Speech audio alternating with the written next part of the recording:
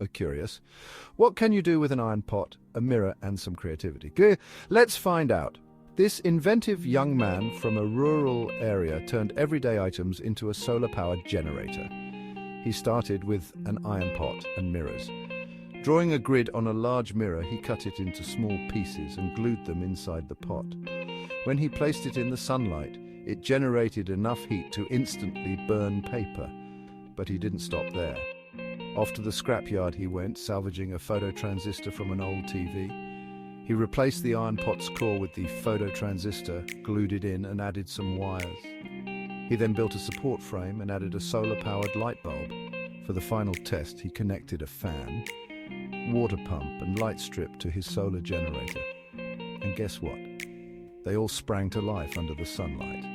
This young man's ingenuity shows how simple materials can create sustainable energy solutions.